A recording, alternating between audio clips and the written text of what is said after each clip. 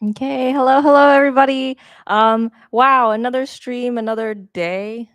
No, that's the wrong way. My brain is flipped. Another day, another stream, another coding workshop. Cool. Hi, I'm Emily. I lead the DevRel team here at Scroll. But I'm here today to introduce Billy from API 3, who's going to be taking us through oracles. But I'll let you introduce yourself first and a little bit about API 3. Sure. Thank you, Emily. Hi, I'm Billy, or people know me on the internet as Billy Jitsu. Yes, I am Dev Relations for API 3 Oracle Systems. Emily, do we know what oracles are? Yay, Um, nay? I do, but let's just start from the top, right? I feel like Okay. I'm always like start from the lowest common denominator, which is, oh, my first time hearing about oracles is from Percy Jackson. Oh, yeah. Well, kind of the same. I'm gonna go ahead and just make it a quick presentation. I'm not a big fan of slideshows. But it's gonna be really quick on a quick presentation slideshow, like just to give you an overview of what API 3 does and how we do it. I shared my screen if we can put it on the screen.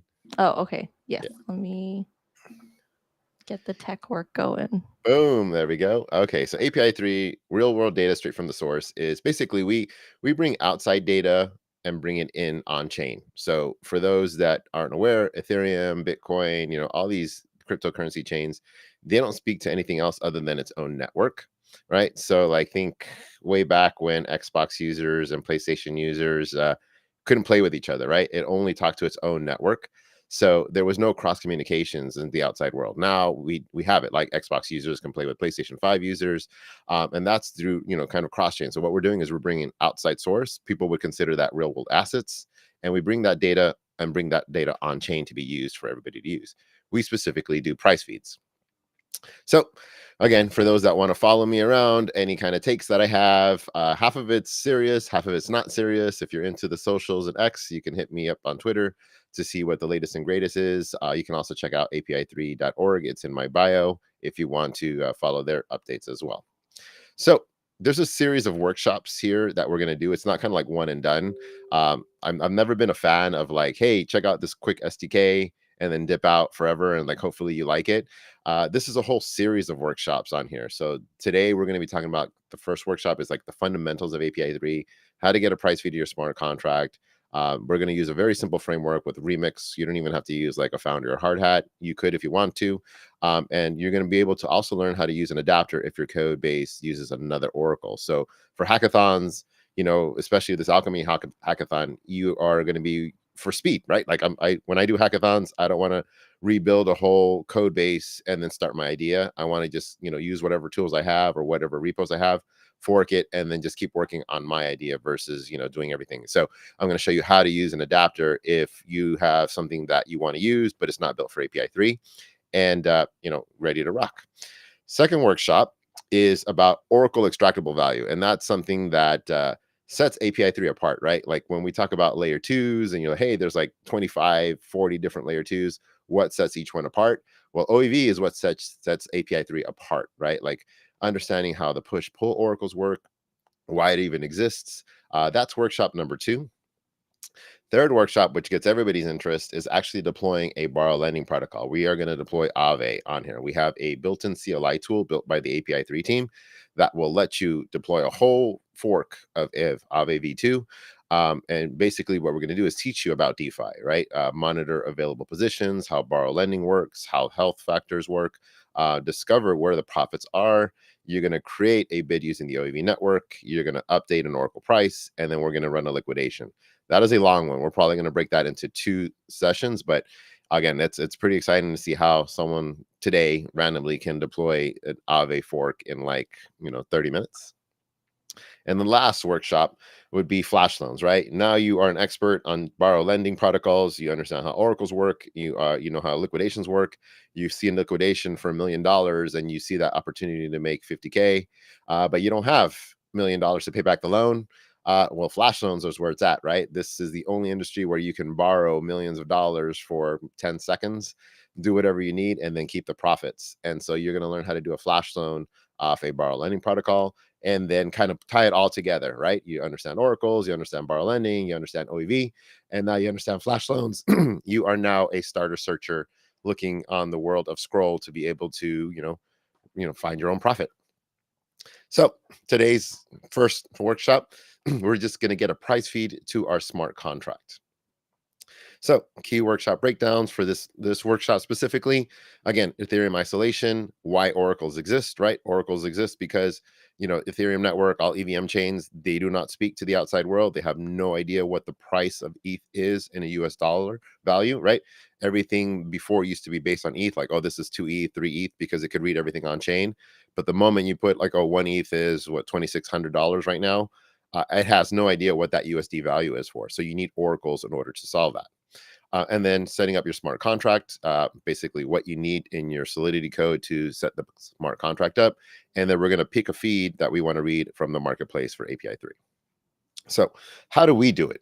So we use a software or system called AirNode.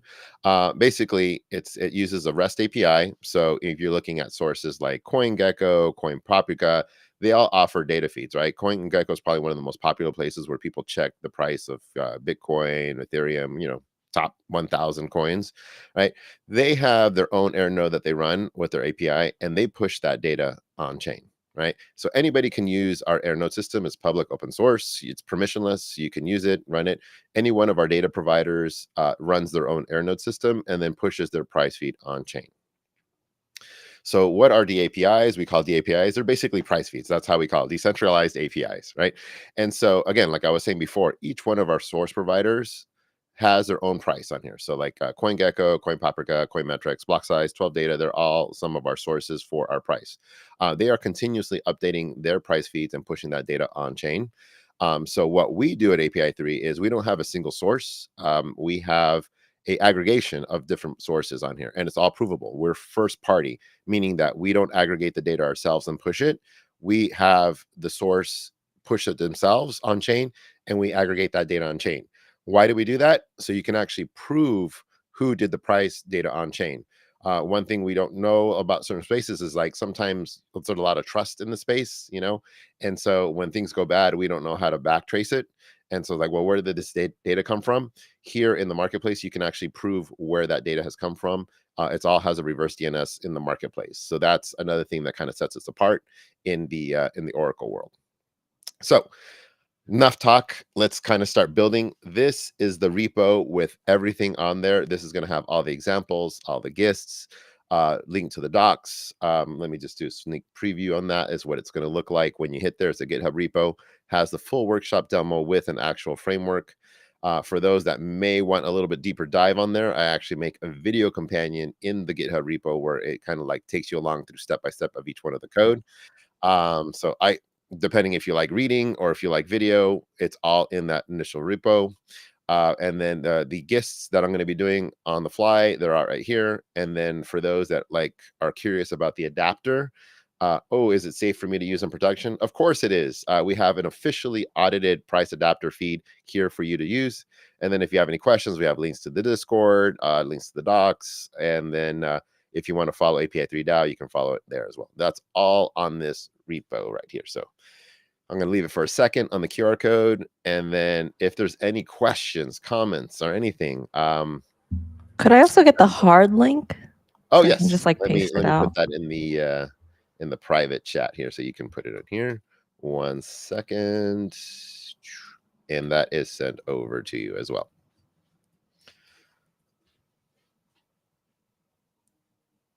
And we're off. Okay.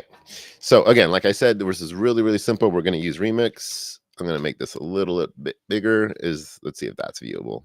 We're going to go really senior citizen status on the size right here so you can see it. So I've already made a contract folder. It's called pricefeed.sol. For time, I'm just going to go ahead and copy and paste. It's not a lot of code. It's more about breaking down and understanding what it is. But we're going to start it really simple. So what I do for the workshops, depending on the layer 2, and that's kind of a question for you, Emily, is if it's Shanghai fork compatible on here. Because once you hit Remix on 8.20, it starts doing the push 0, and sometimes when you're experimenting on different chains, sometimes it doesn't support it, and then you error it out right off the top. And for some reason, my Mozilla is like freaking out on the SPDX license identifier. It's like redlining. I don't know why, but it works. Yeah, Shanghai, I'm not sure. I mean, we definitely support push 0, so I know that. Okay, yeah. Because I So think push 0 is with London, got it. right? Did it come in Yeah, Shanghai fork? I don't know. think so. Yeah. I mean, just in case, I'm sticking with 819 and the repo will work on here. And so one thing that we're going to do is we are going to have an import. This import is nothing specific other than having some interfaces on here. But this API 3 contracts server proxies are just interfaces. They're not like, we're not, what is ownable or is anything that we're not importing as sort of contracts. We're just making your proxy interfaces a lot easier. So nothing to worry about on there with just a simple import of like, hey, interface with this proxy, which we call price feeds. And then that's pretty much all it is. And so let's go ahead and build out this contract here. So we're going to go contract, and then we'll just call it API 3 price feed. And let's go ahead and build this out. And let me just go ahead and make a constructor, which we really don't need for this demo. In the more production environment, we would probably hard code the price oracle, right? Because once we set an oracle for a price standard, we don't want to change it. We want to be able to like just set it and done. Like, okay, we did this. This oracle is for ETH USD. You don't want to have to be able to change it unless there's a major security on there. But we're going to have an ability to change the oracle price feed source just for the demo. And then let's go ahead and build our first function here. And this is going to be a function of set proxy address. And basically, we're going to telling our smart contract what's the price feed that we want. And we're going to have a address. We'll just make it public, and we'll just call it proxy address. And we're almost halfway there. Let me go ahead and put there. And so all we're doing is just a simple function that's saying, hey, this proxy address is going to be this. And then we're going to go to our final function, which is very, very simple. But I'll break it down here really quick. Is reading the data feed. Let me get rid of this. I'll get to that in a second. Read the data feed. So we're basically going to do, this is a read-only function. It's going to return 2 numbers to us. It's going to be both UN256. We have this one function that requires this import, which makes it really, really simple. It's called iProxy. It's what's going to do is just going to go to the proxy address. So if we have an ETHUSD proxy address, or if we have a RATBTC proxy address, it's going to read that function through the interface. And then it's going to return 2 files to us: the value of the price, which is it $2,600 on ETH, and the time that it was updated. And then I have a little conversion for people on here that may be using like, that are used to UN256. Because if you notice here, this has a int 224 value. I convert it and typecast it to UN256. So a lot of people can use it with existing repos. And so I just timestamp that value, or typecast that value from here to UN224 to a UN256. And I return the price and the timestamp. And that's all you need to get a price feed to your smart contract. Just to recap it one more time, we just have this import that's just interfaces. You see that just has like this read interface, but to make life easier, we just created it into a simple import, right? We are setting a global variable right here for the demo saying, hey, this is the address that the smart contract is reading. So anybody can read, oh, this is ETHUSD smart contract or RATBTC, or we can have multiple sources if we want. We can have like 15 different smart contract reads on here. And here we're doing a single proxy address saying, hey, I want this smart contract to read this address, right? And so we're just setting that here publicly. And then we have the things that, okay, now that I've set it, I want to be able to read the data feed on here. So once I have this ETHUSD, what is the value of it? So when I call this read function, it's going to return that value back to me. So far, so good, Emily? Any questions or anything like that? No, I think it's great. I don't know if it's just me or my eyes are really small. Oh, let me try to make that a little bit better. We're going geriatric here. Better? Yeah, that's better. Okay. So one more time, just in case for the people that couldn't see the text on here, We're just using Pragma Solidity 819 or below, just in case of the push 0 option. If the chain does support push 0 and up, you can use 820 or 824, which is the latest version that we have. This import is all you really need for API 3. It has the interfaces for the proxy. And then this is the basic smart contract layout. We're just calling it API 3 price feed. We are using one public address variable, which is going to be the price feed address that we're going to use. Here is a function that allows us just to change the price feed. So if we're doing ETH-USD, we can do, wrap BTC USD or, any other token that we want USD.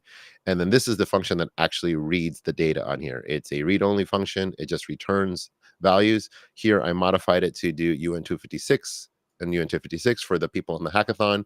That way you're not messing with any type values or anything like that. But what happens is when you read the iProxy of the ETH-USD, it'll return back in 224 in price value and a UN256 timestamp, the last time that price feed was updated. So one final thing that we're going to do here, and this is just general practice on here, we're going to go ahead and import Open Zeppelin ownable. And for those that are kind of following along on here, you'll notice that I have contract at 4.93. If you do Open Zeppelin contracts without the 4.93, it will automatically download the A20. It'll give you an error, and then you're going to say, hey, this workshop was no good.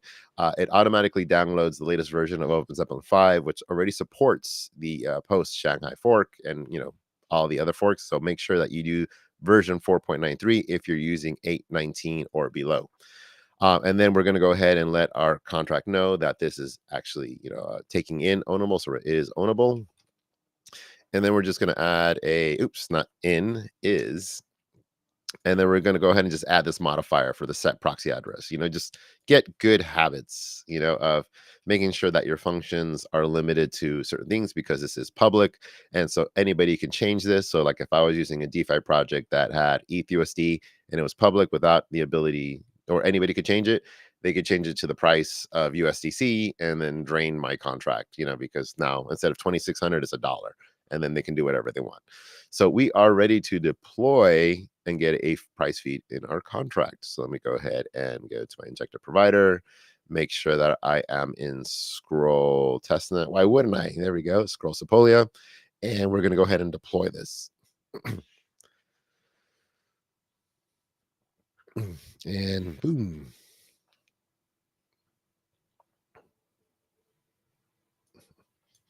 If anybody has any questions, please feel free to ask. Stop me in the middle of stuff. I can chew gum and walk at the same time, just in case. So this is a question for me because Yes. I'm very unfamiliar with Remix. Just generally about imports, do they need to take any extra steps to import, like download the API 3 package here, No, or it it just actually like is actually connects? really nice. I mean, let me cancel that. For like really quick play with Solidity type of things, it is really easy to use like the at imports on here. I know Foundry Oh, uses a okay. little bit different, but like if you use Hard Hat, if you're old, God, what's the old framework that just went away earlier this year? Truffle. Truffle, yeah. Like you could just at this and it'll automatically pull it out with all your Oh, dependencies on okay, there. So like cool. super easy. So like if I have a quick Solidity idea that I want to try, I love Remix. Like just quick, grab. I don't want to set up a whole framework, set up my environment files and all that.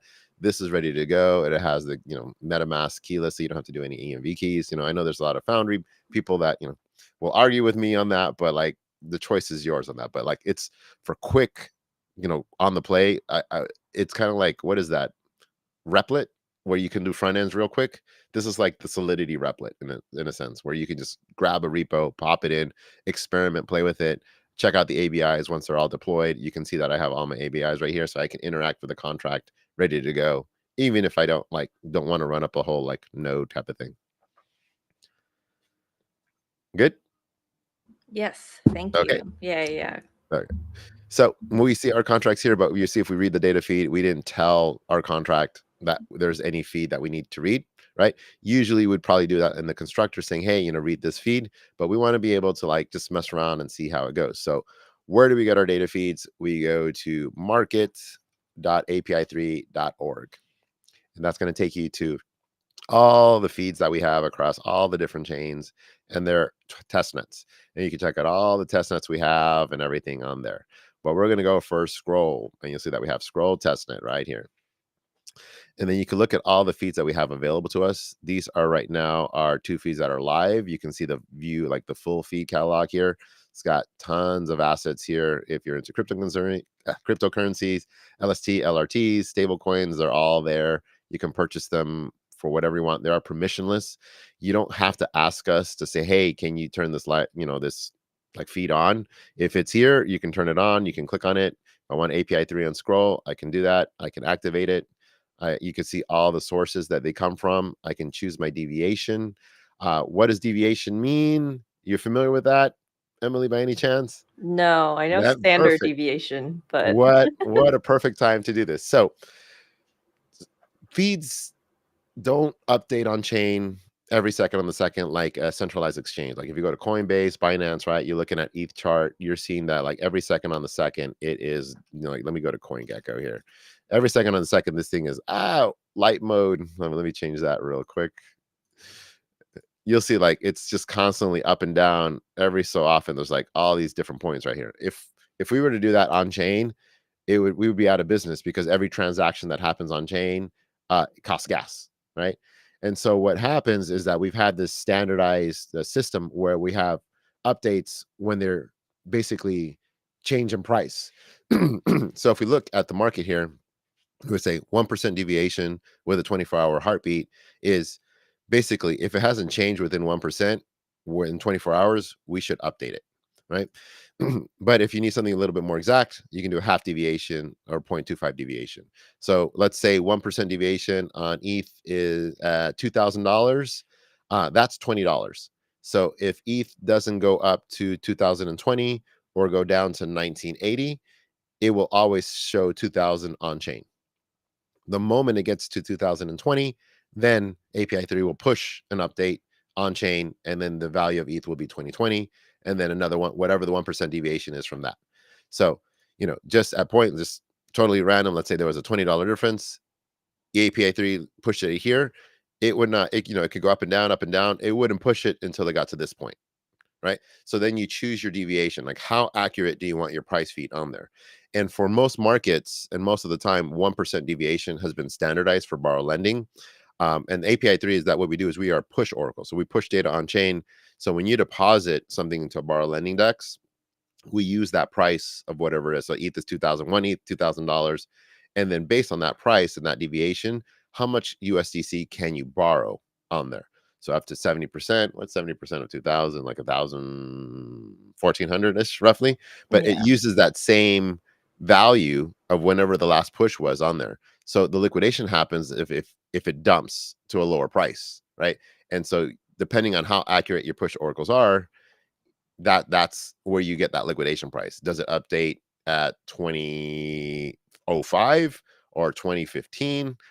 That's where the difference of the actual deviation happens. But 1% has been pretty much the standard for a lot of places, unless there's something very, very accurate. And if you need something more accurate, we have a 0.25 deviation. So at 2000, it would update at 2005. So we're just going to do the deviation here. So I'm just picking up a random one. You can purchase this permissionlessly and go that on there. Also, if you are using Scroll and you are an Adapt, you can also talk to the API 3 team to make sure that you get reminders for this stuff, but the team can also handle this stuff for you as well. Nobody wants to like worry about a calendar and say, oh, 30 days, I forgot to renew my thing, or 6 months later, I forgot to renew this price oracle, and then your whole, protocol dies. We won't let that happen once we have that on there. But just kind of showing you that you can like make this up and running, and you see the price feed is now live. It's ready to go. This is the price. And then to integrate it would be this proxy address. But let's not look at API 3. Let's just grab ETH USD.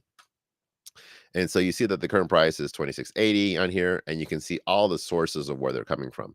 You can see the pricing from New Change, 12 Data, Notary, Coin Paprika. So you could see where all of them are coming from. And you can actually like re-verify the DNS and this is what I'm talking about, like first party Oracle. You can actually see where the source is coming from and who's doing the source. And like if we get a bad, value from one of these, we have preparations just in case to make sure that our numbers don't go bad. Security is like our number one number one feature here. So we know we want this price. We're going to go ahead and integrate it. So go ahead and click on that. And this is the proxy address for the ETHUSD on scroll. So I'm going to go ahead and grab this proxy address. And right here is just kind of like the code that we were going over. This is the quick version of it, just how to read that thing, but we're doing the workshop on it anyway. But I'm grabbing this and we're going back to our contract, coming back to our contract. And so now we have this function to set our proxy address. I'm going to go ahead and paste down that address and we're going to set it down. And let me go ahead and confirm that transaction. And done. It's pretty fast. And so now we can check our proxy address. This is my proxy address. This is the ETHUSD seed. And we're going to read that data feed. And you see that we're at 2691.89 and the timestamp of when this was last updated. And if you go back into the market, you can see that it's 2691. It just got updated because we hit our deviation. And yeah, it's live. So our smart contract is reading a price feed. Super easy, super fast. What is it like with space and all my little comments, 24 lines of code, very simple to use. And now with this read function, we now have a value on here. So you can get creative with this read function. For bar lending, obviously, as an example, for perpetuals as an example. I know that the Alchemy Hackathons like go crazy with whatever your ideas are. You could like set a gaming system and like you charge ETH, right? But like if we hit a bull market, 0.2 ETH is not $200 anymore. It becomes like $2,000. So like if you have a read data feed, you can always say, okay, we want this price to always be $50. So you can read the data feed and adjust the value of ETH depending on your smart contract, depending on what the value is at that time. And so tomorrow it could be 0.001 ETH, and then today it could be 0.1 ETH, and your contract will be able to read the USD value. So like get creative with the off-chain value feeds on there for your price feed. Really, really simple. But that's not all I'm here for. This is for hackers, hackathon, so let's park this really quick. And it's like, great, this is cool, but I'm building a hackathon or I'm doing something with another Oracle and they don't have the feed that I want, right? Like we have, again, a big catalog. Sometimes with the ability of having first party Oracles, we don't have to ask node providers, hey, can you provide this LST or LRT or anything in existence? So a lot of people have been asking API 3, hey, can you provide this? And it's like, we sure can. And so we have tons of all this restaking and all these different LRTs available to you, or specific feeds that may not be available anywhere else on the chain. So we're like, hey, well, we have this, this repo for this other Oracle. How do we use yours? I was like, well, you don't have to refactor your code. You don't have to get renew audits. You can just use an adapter. So I'm going to go ahead and create a new file, call it other Oracle, and just show you how the other Oracle works. So one of the most popular Oracles out there is Aggregator v3 interface. If you go through multiple chains, they all use kind of the same setup on here. So we're just going to paste down this code. Yeah, we trust it. I built it. Basically, I'm going to show you the difference of what it looks like, because it's very different than API 3's Oracles. And let me just go ahead and grab a price feed on scroll for this. 1 second. And so I'm going to go ahead and deploy this other Oracle. And this one requires in the constructor for the price feed to do it. So I'm doing ETHUSD price feed on this contract. And we're going to go ahead and deploy that.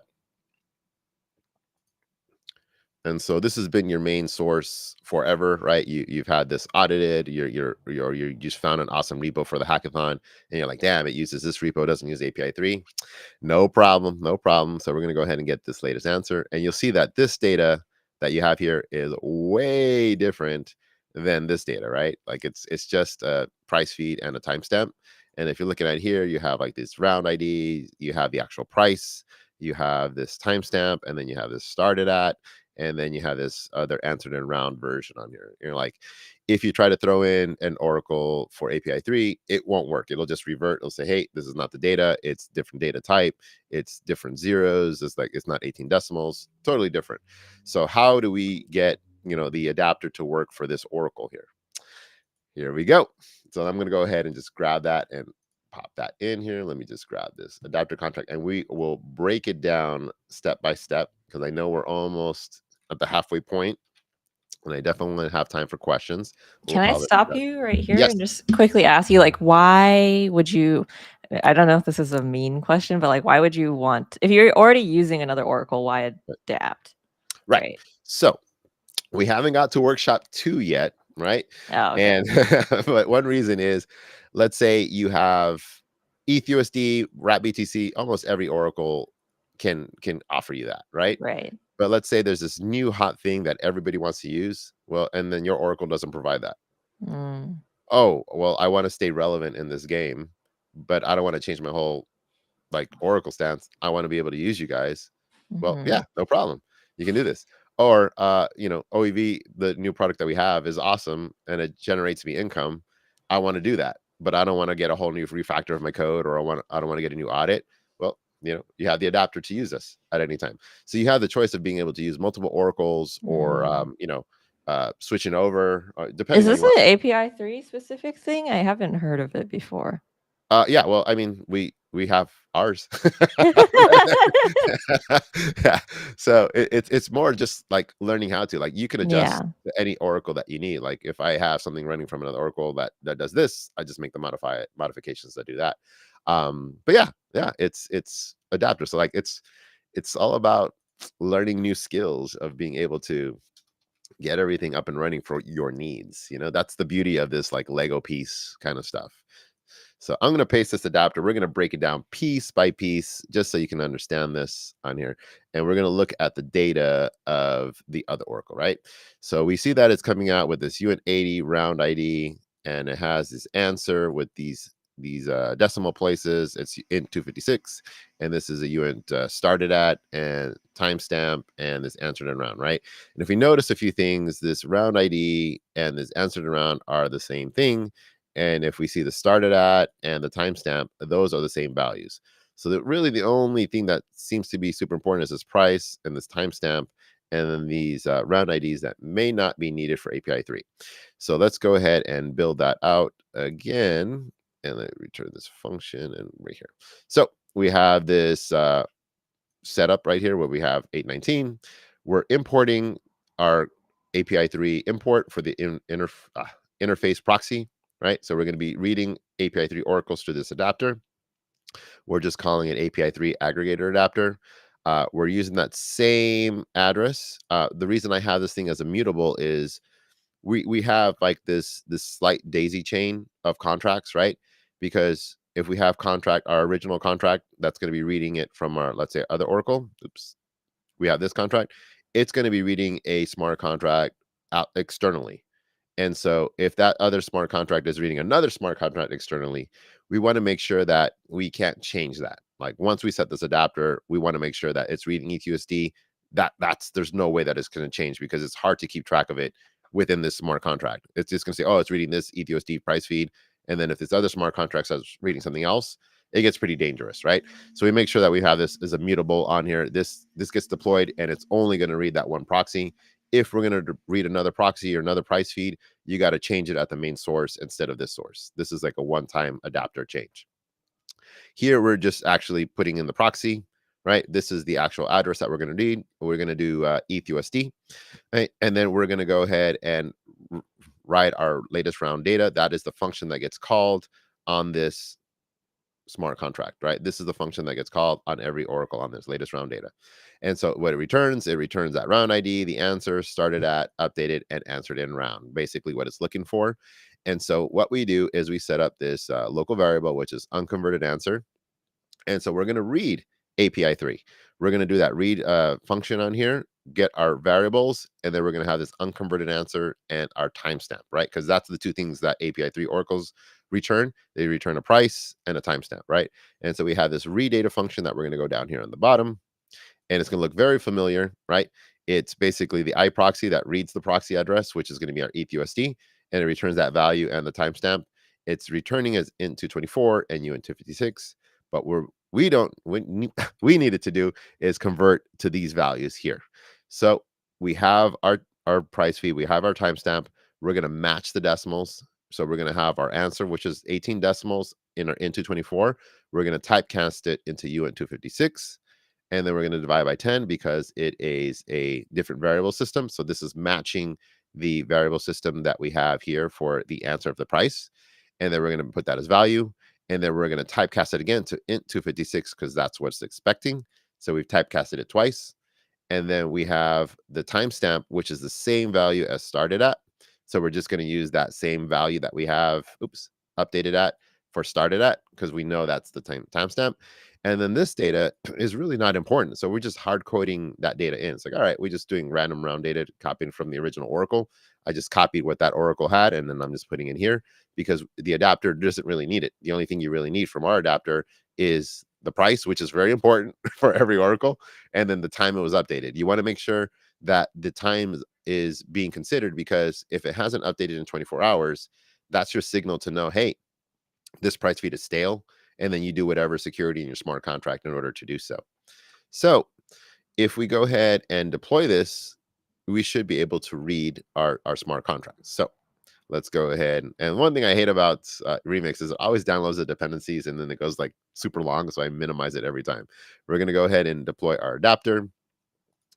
And let's go ahead and put our address. So we're going to go back to our market, and we're going to do scroll testnet and grab that ETHUSD price feed for scroll. I'm going to paste it on here because in order to deploy, again, we making sure that it's immutable, and we're just putting it on our constructor. And so this is going to read our ETHUSD price feed. Questions away, Emily, anytime. No, I mean, this is very clear. Okay. And so you'll see that we have our API 3 aggregator right here, right? And so has a few functions that lets us know the proxy that we're using. If I hit read data feed, you'll see that it has, API 3 data feed looks very similar to what we were looking before, but you'll notice that we have another function here called the latest round, which gets called by the other contract, and it's going to format it to what the format system needs. So this is 2692, has the started at, updated at, and then our random numbers that I just kind of like threw here together, ending with 81 on both of them. So now I'm going to go back to my original contract that I've been working on, and I'm going to go ahead and update that Oracle to my adapter. So I'm going to grab this adapter contract, and we're going to update that, paste it on here, update this Oracle to our adapter. Wait for that to go through, and then we're going to go ahead and read it. And now it works. That we have our 2692, we have our timestamp that happens to match the same one that we have here that reads it. So now your smart contract, your whole DeFi protocol, your whole project is now using API 3 oracles. It has the feeds whatever you need to feed. If we wanted to change our feeds, again, you can play around with the original one, change different proxy addresses, just switch it around. Maybe you want USDC, maybe you want wrap BTC, whatever asset you want. But that's pretty much the entire object of it. You can use API 3 oracles for all your needs with an adapter. If you want LRTs or anything with new ideas, if you want to restake your restaking protocol, you can do that. Whatever your mind goes in there, whichever. If you want to farm something that has some kind of random oracle price feed on there, you totally could. Yeah. I mean, this is relatively straightforward and simple. I mean, I think the only questions I always have whenever I talk to like projects, right, is like why, like away from the code, right? Like why API 3? Because there's a Well, lot of different oracles to choose from. I mean, yeah. I mean, to be honest, every oracle does the same thing. They give you a price feed and they put it on chain, right? And then it comes down to, well, what else, right? And so we do a push oracle. Some people do pull oracles. Some people have the way they do their data, and it comes down to who do you trust in a sense. Everybody says everybody's decentralized, but when you look at the sources, it's not very. you know would it work if certain people leave? Like, does the protocol live on? And that's kind of what I like about API 3. It's very open. Everything's open source. You can fork it, you can prove it. We are, one of our slogans is don't trust, verify. right. And so like you can actually like verify everything that's happened here on chain. Like, again, go back to the market and like, hey, let me click on this, let me check out the DNS, and then go through that whole thing of the error node. Again, Mhm. each one of our sources, we're not doing any data like pushing at all. We're just aggregating each one of these and giving it to your single source. You could, if you really wanted to, go to straight to CoinPaprika's, smart contract address and use that single one, but then you have that single source of failure, right? And so Right. like nobody would ever want to do that. The main reason for it, I mean, and it's kind of like the sneak peek into API 3 is the OEV. So just as a overall view is, again, everybody gives you a price feed. Everybody, can do that. ETH is 2,600 or 2,655 or 46, depending on what Oracle you say, whatever. Who cares, right? But we are one of the creators of the OEV network, which is when there's a liquidation that happens, like on an Aave or Compound. What kind of happens in that whole process is someone does a liquidation, someone gets liquidated for 5-10% of their value. Aave Compound, they have to pay out 5-10% in order for someone to be incentivized to liquidate that, right? So they are theoretically losing or leaking value over time, right? Because they keep paying 5% every time there's liquidation. Every time ETH goes low or high, people get liquidated. And so we know that on mainnet, people are willing to pay, exorbitant amount of bribe fees to validators in order to get that liquidation to make that money. And so they're leaking value to what they say MEV. And so searchers are willing to pay whatever it takes to make that money. And so what the OEV network is, people are willing to pay the OEV network to have the rights to update the Oracle to run the liquidation. What we do is we give 80% of that value that's been bribed or auctioned off back to the DApp. So we're like, wait, Oracle's that pay you, right?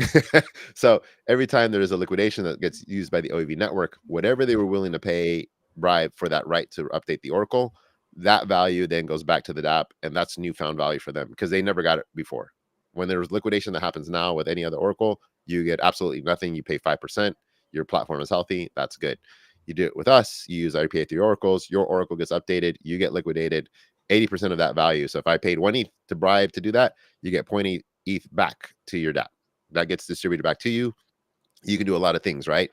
There's a lot of copy paste borrow lending protocols out there, right? Like there's really not much different that you can do with it.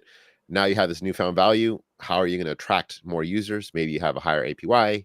Maybe you lower liquidations. Maybe you fund public goods or fund dApps with this newfound value. But by just switching your oracles, which everybody can do, right? Everybody gives you a Mhm. value. You actually get money back. So, I mean, Money is the reason you use money it. is the reason, Yeah, you it know? is the reason for everything. Yeah. So if So everybody can give you, yeah, go ahead. I heard about OEV from you. Is this like a thing that API 3 like coined, invented? Yes, we, Okay. we the team wrote the white paper on Mhm. it a year and a half ago, and it's been built from the ground up. It's been built, scratched, built, scratched, built, scratched over time until we got it. So now all our oracles are OEV ready. So you don't have to Mm. do anything specific. You don't have to like restructure your application. You don't have to re-audit it. It is basically an Oracle Fastlane. And again, I mean, we'll get into more details on Workshop 2, but in order for a liquidation to happen, the first transaction that has to happen is the Oracle has to update the price for the opportunity to show up, right? Right, That's for right. every Oracle. And so if you have the right to update the Oracle and you fast lane it, then that's very valuable for you and allows you to do theoretically MEV on layer 2. I can do MEV on Scroll for borrow lending properties. So now I have a reason to bring my liquidity onto Scroll, run some bids, and then pay back some loans and have some activity on layer 2s. Because on layer 2s, there's only one sequencer, and theoretically I can't bribe it. And every sequencer works different. Some sequencers are first in, first out. Some sequencers have certain priorities, but it's like all the MEVers are like doing certain things like buying the server next to the sequencer server so they can have 2 milliseconds faster to do the transaction first. Well, with OEV, you don't have to worry about that because you have the right to Mm. update the Oracle, update the price to the most exact price, and then run your liquidations. And you have that first priority. So as a DApp, it makes, again, everybody's doing a price. So it's like, well, one that pays me, one that doesn't. That's why people have been switching over. Yeah, yeah, Yeah, yeah. yeah, yeah, Oh, okay. I yeah. feel like my follow-up question is like, Billy, how much money have you made off of I don't know. Yeah. So again, Searchers, I mean, we've had like this last crazy chaotic one. I think we had 99% success rate on OEV on there. Mm. So like all the liquidation that happens on the searchers that are being run, 99% that went through OEV went through on there. Oh, So it's a very heavy capture on there. So that'll get into more details, but like as you are becoming a searcher, or if you're looking to become a searcher, understanding right, oracles, understanding how the OEV network works, which is workshop 2, learning how right. that script is, that's more like we're doing a JavaScript version on there. This is more the smart contract. Next one Yeah, is running liquidations, and then learning how borrow lending works. But yeah, that's the thing that sets us apart from a lot of the other oracles. Also, the DevRel is super cool and very honest and I will mean, answer it's questions. true. I feel Yeah. like Philly is super accessible and Yeah. So potentially it's very yeah. wealthy. Who Yeah. knows? Yeah. And I'm down to get in the trenches with people that are interested in it, and just and under that's kind of like getting into like adapters and doing all those things like, oh, I didn't know those things existed. It's like, yeah, it's cool. And again, for those that are debating, oh, can I do this for my real? We have it audited, right? We have it audited through Yeah. Quantum Stamp. So there's an official one on that link that you can use that will take it for aggregator V1, V2, V3 interfaces. So like if you're looking to fork an old one, or if you're looking to do the latest and greatest, it is all there for you. And then if you need another Oracle adapter for something else, we can help you. You'll probably tag me or my lead. So it's us ready to go. Yeah, very cool. I mean, the API 3 team is still very small though, right? Yeah. Yeah. We are let me kill this so I'm not looking to the side. We are a very small, efficient team on Yeah. there. That's one of the reasons why I like working with API 3. Like I don't want to say I could go anywhere, but there's a lot of options out there. Obviously, as you know, you probably get like, poached left and right here and there. And so you have to decide like what do you believe in? I want to say a decentralized maxi. I am a self custody maxi. There's reasons why each one of us came into the space, and I believe what the API 3 team is doing. I believe in the engineering team. I'm very fortunate to be able to work with certain people on there that are just like gigabrain on there, and I get to learn a lot with them as well. And MEV and like this tech, like flash loans and MEV, as much as people may hate it or maybe feel like it's a net negative, I feel like this is the only place where that tech exists. Like, where else can you borrow millions of dollars in a block time and then do whatever you want with it? And whether it's for good or bad, like that's amazing, right? Like the Yeah, tech is amazing. What you can yeah, do, nowhere else can you do something like that. So, that's I chose my alliance and I'm yeah. sticking with it. And like I really believe in what API 3 is doing. So it's super Yeah. cool. Okay. Yeah. Yeah, no, I'm really excited for like the later episodes, I Yeah. think.